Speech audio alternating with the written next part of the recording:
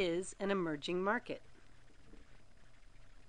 Emerging markets are characterized by low to medium per capita incomes and have economies that are in transition from being a closed economy to an open market economy, having previously been small and without any real global market history.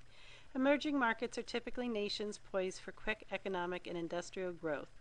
As of 2011, they are considered to be 28 major emerging markets, according to World Bank. These are China, India, Indonesia, Brazil, and Russia, which are the biggest. Mexico, Argentina, South Africa, Poland, Turkey, and South Korea follow them. And many argue that the United States is also a major emerging market, even though it's globally perceived as being involved in almost everything. Markets emerge when the internal economic development is failing or not developing as fast as desired, and the nation needs capital investment from outside sources.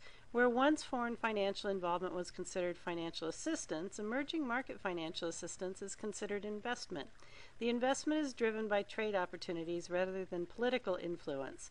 Furthermore, the advance of technology makes it possible for these countries to gain a foothold and develop in the global market faster than they ever could have before.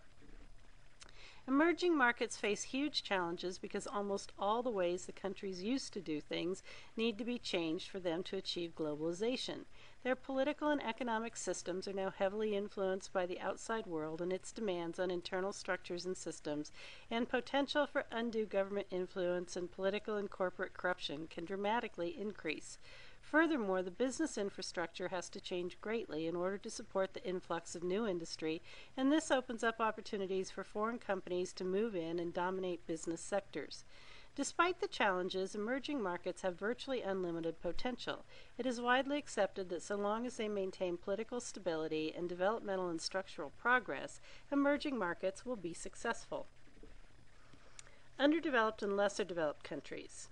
A less or underdeveloped country is defined as one that has a lower gross domestic product, GDP, compared to others. They typically depend on foreign aid and have very little industry. When underdeveloped countries work on their economic development, they generally have to borrow money from organizations such as the World Bank, and their national governments are usually very much involved in the process. Underdeveloped countries are generally not members of the Organization for Economic Cooperation and Development, OEDC, either. This organization, originally the Organization for European Economic Cooperation, is founded on the principles of democracy and free market and serves as a forum for member nations to exchange information about development practices and policies. Transition and economic reform happens in countries either with or without constitutional transition. Russia is an example of a country that reformed its constitution as part of the economic reform process. China did not. It has been argued that undertaking constitutional reform may cause long-term expenses that outweigh much of the benefit of economic reform. Conversely, some argue that economic reform can't be successful without government reform. Economic reform essentially turns a non-industrialized nation into a market-driven one. Again, using China and Russia as examples, there can be either growth or decline in economy sectors during transition from underdeveloped to developed. In China, reforms first took place in agriculture, which increased overall and especially rural wealth. In Russia, reforms were diversified and actually led to a collapse in agriculture and food security and increased poverty. Overall, evolution of democracy is almost invariably at least part of economic transition and reform. Economists are essentially divided on whether this is good for reform or bad for it.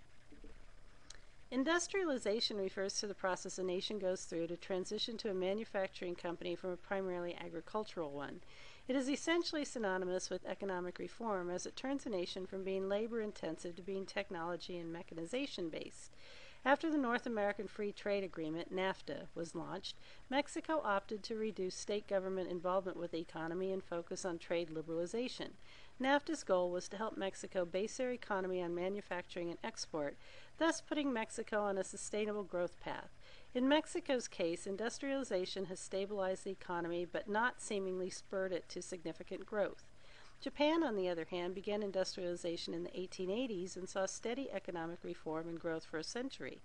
It is argued that the country's industrialization was possible because the nation's agricultural productivity could sustain it. Both the government and private industry invested in the nation's infrastructure, and the society was eager to import and adapt foreign technologies. Generally, nations rely heavily on investment from other countries and even corporations in order to transition from a labor economy to a manufacturing economy. In most cases, the investors focus on an industry sector, healthcare or telecommunications, for example, or make loans and grants available for certain development projects. Donors and investors usually attach conditions to the arrangement. For example, the emerging country may be required to export select goods only to the donor investor nation, or have its military trained exclusively by the same.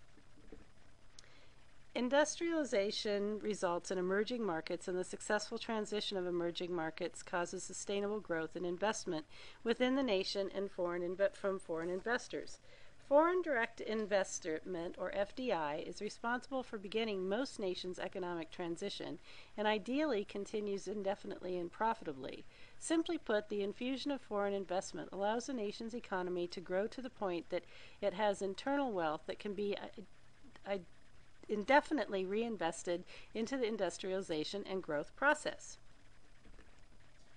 As of 2009, the World Bank defined emerging markets as an emerging market is one in which the average person's gross income is less than $11,500 US annually. With this consideration in mind, it can be said that there are 4 divisions or segments of world markets. Advanced markets are considered to have a majority of citizens making what is called an upper middle income. Australia, North America, Japan, South Korea, and most of Western Europe fall into this category. Strategic opportunity markets are very attractive to multinational corporations considered to be countries with over 40 million people who make over $2,000 a year US but less than $11,500. Mexico, Brazil, Russia, China, and India are examples of this category. Niche opportunity markets are the same as strategic opportunity markets but smaller, with less than 40 million citizens and not as attractive to multinationals. Many North African countries, most of South America, and Balkan and Mediterranean countries are in this category. Long-term opportunity markets are the least attractive to multinational corporations because the average income is less than $2,000 a year, and the nations are often hampered by poverty, corruption, and political instability. Most Central and Western African countries are in this category. Emerging markets have different growth rates. Characteristics of successful emerging markets include the following developmental indicators: rapid economic growth, increased exports and trade, as well as significant domestic demand. Large-scale industrialization. Countries develop or upgrade infrastructure to cope with the increased urbanization of households. And changing demographics. Explosive growth in working-age population and the expansion of middle classes increase demand for products and services as per capita income grows. This concludes Business Training's discussion of what is an emerging market. Thank you.